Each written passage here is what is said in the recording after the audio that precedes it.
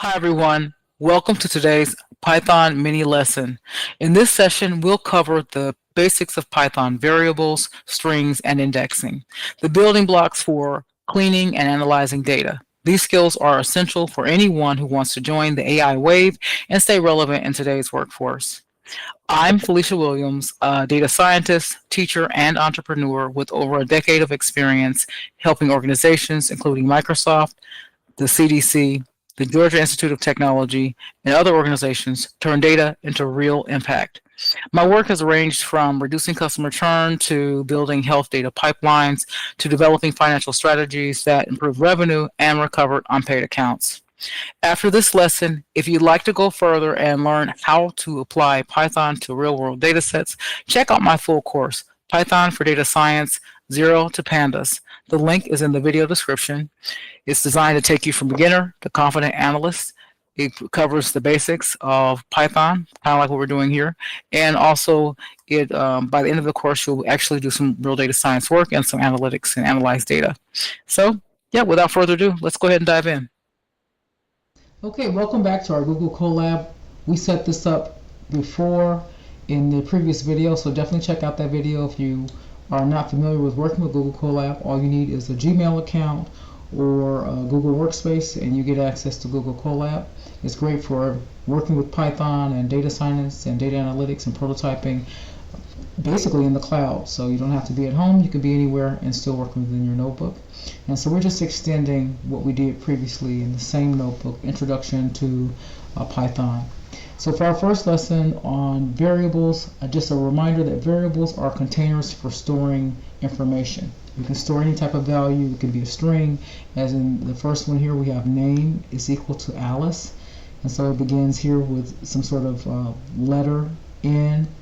You can have underscores in the beginning, but you can't have a number. So for example, we wouldn't have one and name. That's not something we can actually do. And so I'll show you a bit of that. So here for our first variable, we have name is equal to Alice, which is a string. Basically something that has letters in it and is enclosed with quotation marks. Age is equal to 30, that's a number, or an integer in this case. And city is equal to Atlanta. And we're going to use our print statement from last time. Print my name is name, which is Alice. I am, whatever the age is, in years old, and I love the city. So here, I'm going to go Shift Enter, or you can also just click the Run button. Let's click the Run button so you can see how that works as a reminder. Here, my name is Alice. I'm 30 years old, and I love Atlanta. Now, what's nice about these variables is that you can change them. It's Mark, and Mark, let's say Mark is 22, and he lives in Houston. Here, my name is Mark, I'm 22 years old, and I love Houston. So that's an example. And our next one, let's take a look. For our second exercise, we have string concatenation. So you can actually put two strings together. Here we're going to combine it. We're creating a new variable. The first variable is first, which is equal to data. The second is science. And combined, which is another variable, we're combining these two other variables with plus signs. So it's kind of like addition, but we're going to call it concatenation. And this is to denote a space in between them. Because if you have this without the quotation marks and space, it'll just be one word altogether. And I'll let you see what that looks like. So here we can print combined. And here we have data science. What happens if we remove this? We just say, let's just print first plus second. And you see you have data science without the space.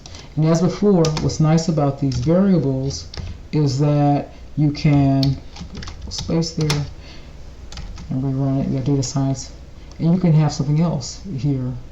Let's call it decision science, right? And here's decision science. Okay, you can even add another one: first, second, third.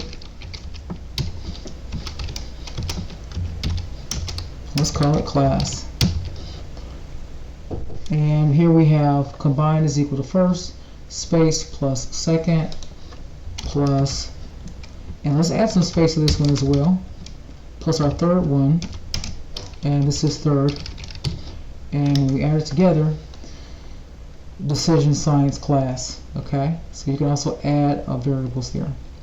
Alright, for our exercise number 3, we're going to use indexing. And indexing is nice because you'll find yourself using indexing throughout data science.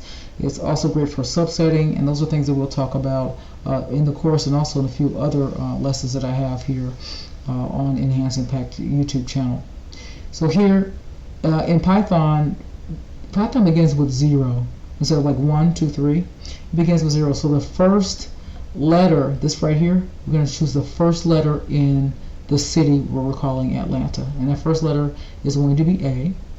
And also you notice something that's happening here, which is great about Google Colab, is that initially city was Atlanta, but we changed it. So up here we actually changed city to Houston, and so that's what it's showing us here. City was Houston.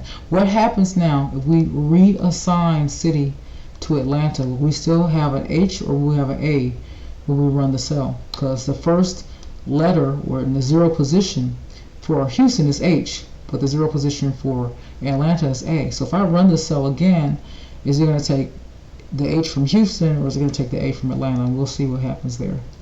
And what I want to do first, so we can actually see that, I'm going to comment these out. And the way you can comment multiple lines out at the same time is pressing Control and /. / is that key where the question mark is. So you press the Control and / and it will put a # in front of those two commands, and it comments those out. So let's look at this first one. What happens? Do we get A or do we get H?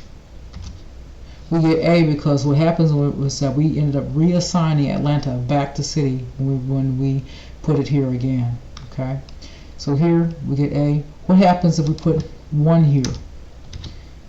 It's not the first position anymore. If this is 0, this is 0, 1, 2, 3. What we're going to get now, we get the T.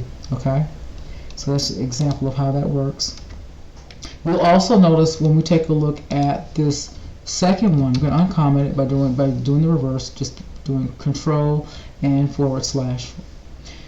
Here, this is the last letter, so when we have -1, -1 is actually this little A over here. So if we run that, let's comment this one out so you can see it. You have the lowercase a here. If we were to go, how about -2 from the end? What's two spaces or 2 position, the second position from the end? 1, 2.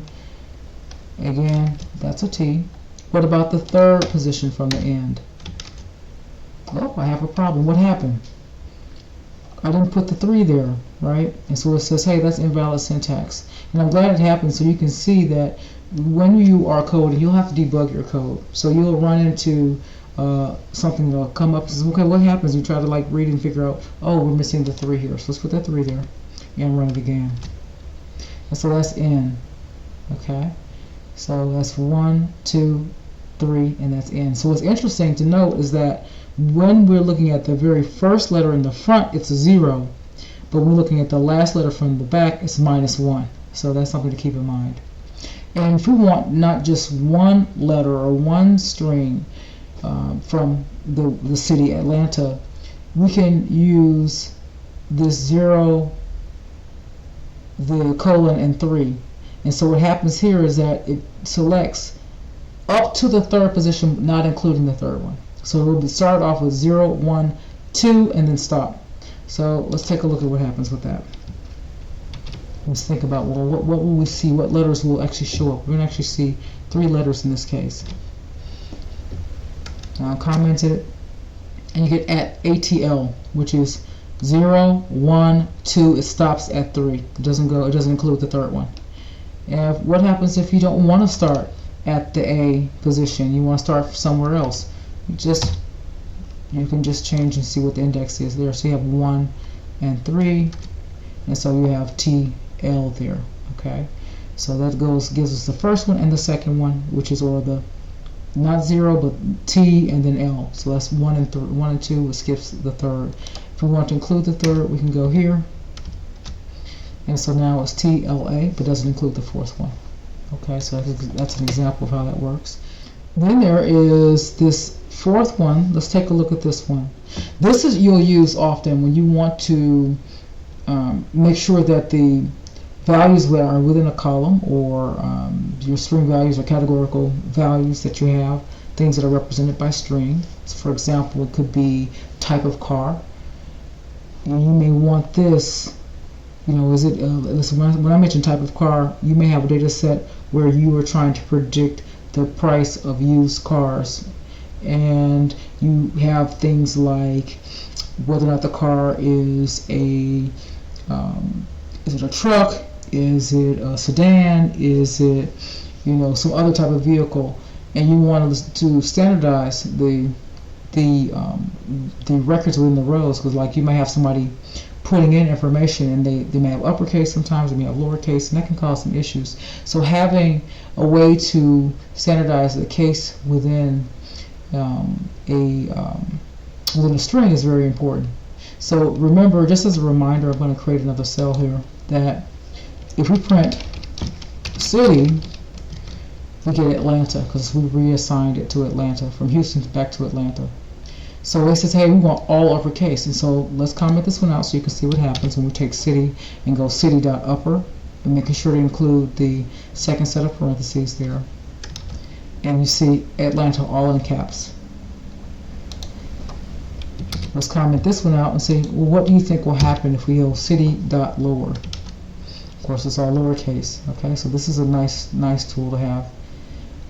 For our fifth exercise, we're going to have a string, and this might be a record where it says, hey, you have a date and you have the city and the state abbreviated. And so we're going to extract the date, the city, and state using slicing that we saw before. So remember, this is 0 up to 10, not including 10. So if we do our count, we have 0, 1, 2, 3, this is included, 4, 5, 6, 7, 8, 9, and it stops there. It doesn't include the comma, which would be 10. So let's take a look at what happens with date. We're going to comment that out. I'm just going to go and look at the date. And do notice that when I commented it out, you see now the state has some what they call linting, or it has some sort of like squiggle line or some sort of highlight to say, hey, there's a problem. State is not defined. That means that variable has not been defined. They don't know anything about a state because they haven't seen it before. It hasn't been run before. And so it lets us know we don't see state. And we don't see state because we commented it out. So here we're going to comment these out so we can just take a look at what happens with date when we go from the record, which we're calling all this to be a part of the record, and we're only going to select from 0 to 10, up to 10, not inclusive. So control and /, and let's go ahead and run the cell. I'm using Shift Enter as a reminder to run the cell, and you can also run the cell again by doing that. And so here, this is our date. What happens if we put 11 here instead of 10? What will we get? Not what we want, but that's what we would get. We get to the comma. So we want to go ahead and stop. We don't want to go that far. Take it back to the 10th position, up to 10, but not inclusive. And here, this is the date. And we're doing the same thing for city. So this will be the 10th position because that is 1, 2, 3, 4, 5 dash, 6, 7. The other dash is 8. And then we have 9, 10. And so here it says we have 0, 1, 2, 3, 4, 5, 6, 7, 8, 9. It's 9 actually. So 3 is 9. And 10 would be the comma, as we mentioned before. So we were starting off, instead of at 10, at 11. Because what's in the front is actually included. Okay. So we have 11 to 18. And let's see what happens with that one. I'm just going to go ahead and uncomment city so we can get both the date and the city. So now we have date is this, and we have our city is Atlanta. And for the state record, this is a reminder, now we're going from -2 onward. And so here, this is -2, and we're going to go from -2 back to the end. And what is that, -2 to the end? This is -2 to start, because this is -1, this is -2. This is okay, from -2 on to the end, and that's going to give us the GA. So here,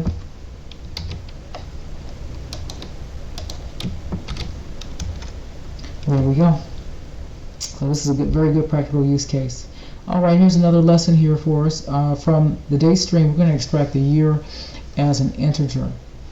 So here, year is equal to integer, or int, date 0 to 4.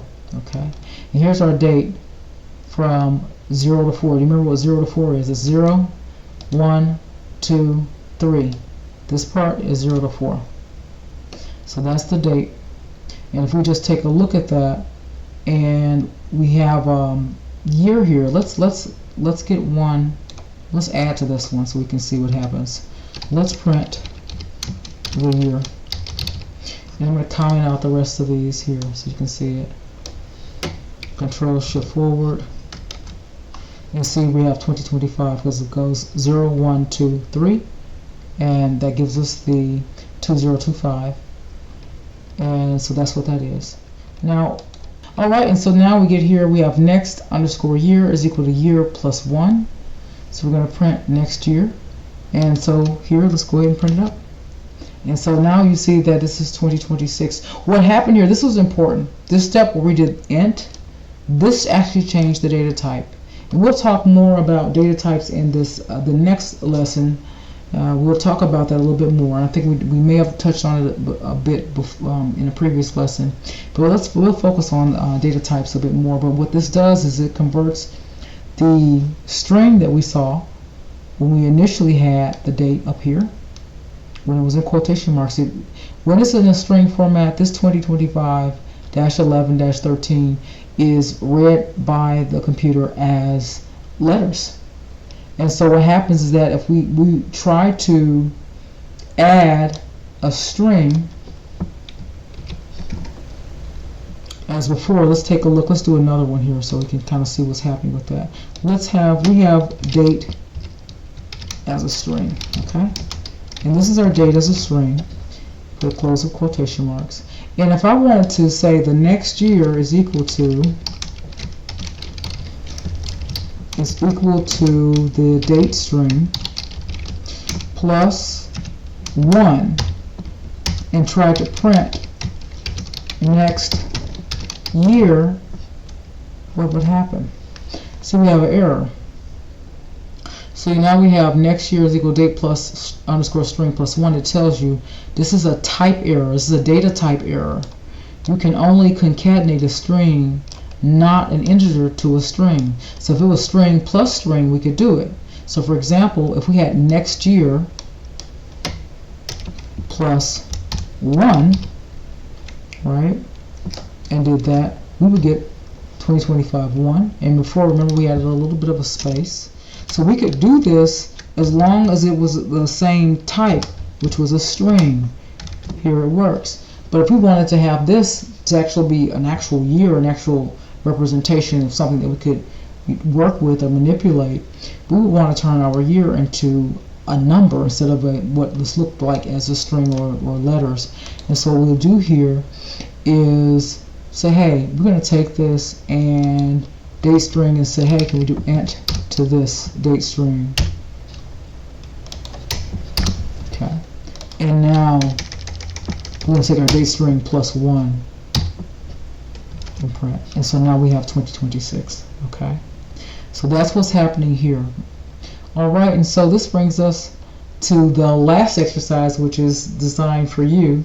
And in this last exercise, you need to write code that extracts the month from the date string and prints it as an integer. Use slicing and int conversion. And I'm not going to do this one. I'm going to leave it for you.